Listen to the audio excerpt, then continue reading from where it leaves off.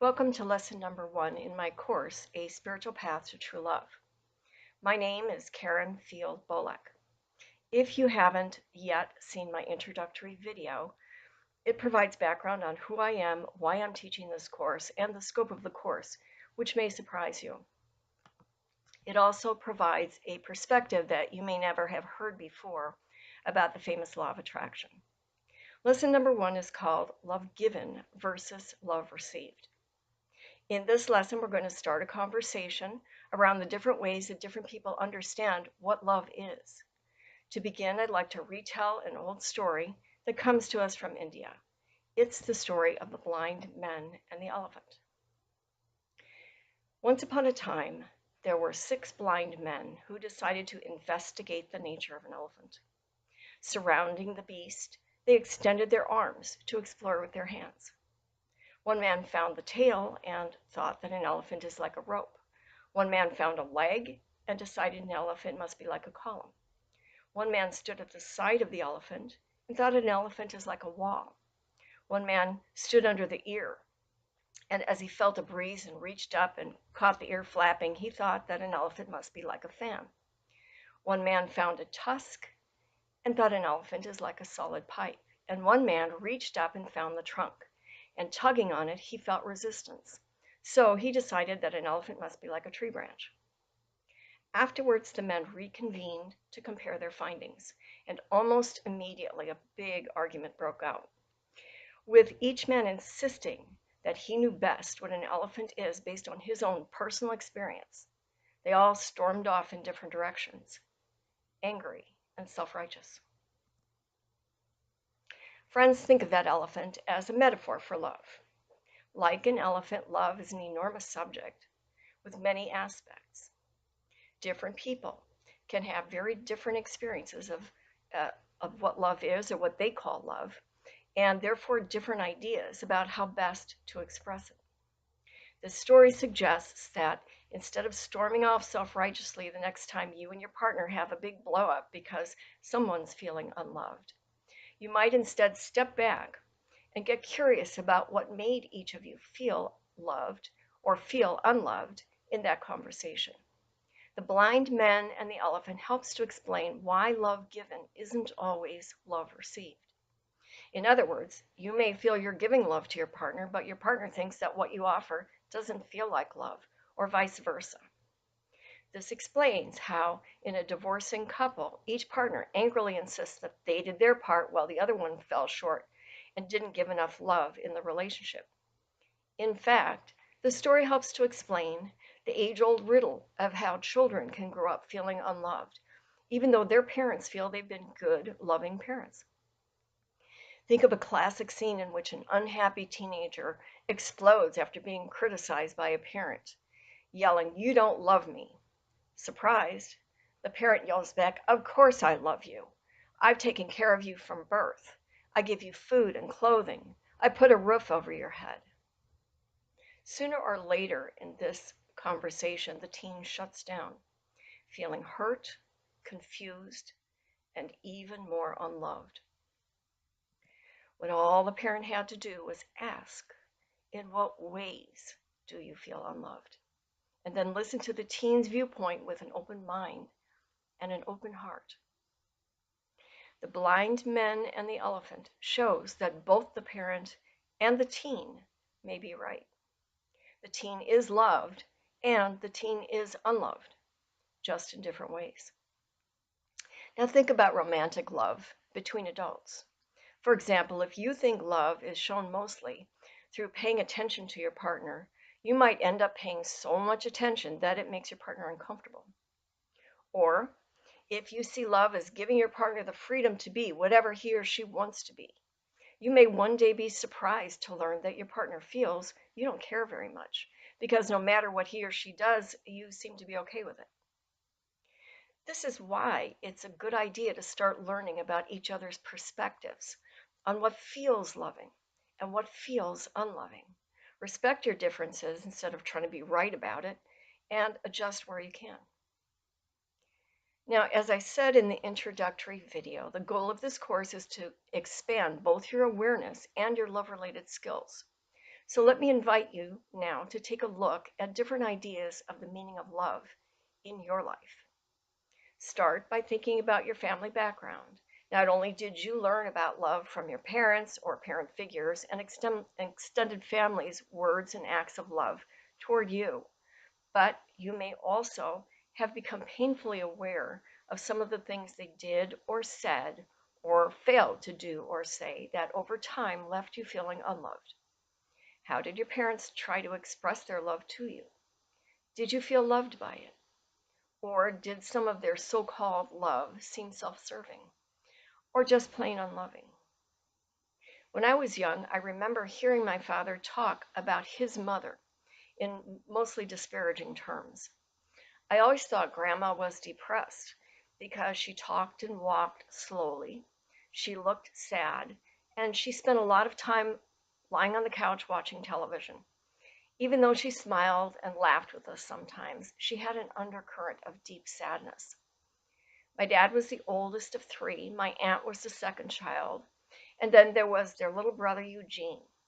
At age 10, Eugene went for a bike ride on Mother's Day, and as he rode along Ogden Avenue, he was hit by a truck and killed. I guess Grandma went into a deep depression after losing her youngest, with the added irony of it being on Mother's Day, on top of all the many hardships in her life, and she never fully recovered. But my dad and aunt grew up, understandably, feeling neglected and unloved. They both came to the conclusion that if only their mother had cleaned house once in a while, it would have at least made them feel more cared for and loved. On hearing that when I was a kid, I thought that was an odd conclusion, but they both believed it. My aunt grew up to be a super active house cleaner, among other things, and my dad married my mom, who did the dishes and laundry, scrubbed the floors on her hands and knees, performed all her household chores with great energy and a sense of accomplishment. Unfortunately, she also had 5 kids to take care of, and we didn't get much of her time because she was too busy cooking and cleaning. That's the way her mother was. But one of the ways that I felt unloved by my mother was that she did her housekeeping with more enthusiasm than she showed when relating to me. How did your parents view love based on their childhoods? How did they express love to you in their own minds? What did they do or not do that actually made you feel loved? What did they do or not do that made you feel unloved? Also, how did your parents show love to each other, at least as far as you could see? Next, consider your main love relationship now. If you're not in a relationship, think of a past relationship or a current relationship with a parent or sibling. What do you do and say to make your partner or relative feel loved? Do you ever see signs that your partner or relative doesn't feel loved by some of the ways you act or some of the things you say? Pay attention to the person's reaction when you do or say something to him or her. If your partner or relative seems to feel good about your treatment, congratulations. But if you notice that the person responds mechanically or brushes you off, don't take it too personally. Just accept it and sit with it. The point of this exercise is for you to learn about, not interrogate or preach to, the person you love, and to learn about how much the love you give is or isn't hitting the mark and being received as love. You can also gather positive feedback by asking the person to identify one or two of the things you do or say that make him or her feel loved. Contrary to popular belief, love usually isn't an all or nothing proposition. It's tempting for us to believe someone either really loves us or really doesn't. Sometimes they really don't, and we've been fooled by someone who's just using us. But the story of the blind men and the elephant suggests that more often love is not that simple. We all make mistakes, we all misunderstand each other at times, and no one's love is perfect. Sometimes you may crave the trunk of the elephant or the belly of the beast when your partner hands you the tail, a tusk, or a toenail. while insisting that that's love too. You may feel your partner's response is utterly inadequate, and you have every right to your feelings. Asking and negotiating for what you want and need is part of healthy self love. Still, as a person of integrity and character, you also have an obligation to be fair and to realize that your partner loves you in his or her own ways, and that your partner's love has limits, just as your love has limits. In what ways are your understandings of love different? By looking at your own behavior through the eyes of your loved ones, you can start to assess whether you're giving love effectively, whether others are feeling loved by you. That assessment gives you a baseline for skill building. Another method of expanding your awareness of love is to read things on the subject. Below, I've listed a couple of book titles. I found these books at my local library, and they might be at yours too. These books are entertaining and pretty light reading, and they're good because they present a range of opinions on love. That can help you get the wheels turning in your mind. To sum up, the next time you have trouble in a love relationship and decide your partner doesn't love you enough, remember the story of the blind men and the elephant. Love given isn't always love received because people see, express, and experience love in different ways.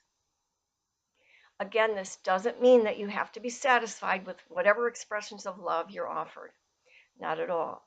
Of course, only you can decide whether in your current situation the love you're receiving is enough for you.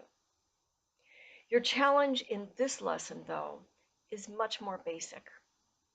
It's simply to start educating yourself on the many different ideas of what love is to different people, and to build your character by appreciating and accepting other people's ideas of love, even if they're not wholly satisfying to you.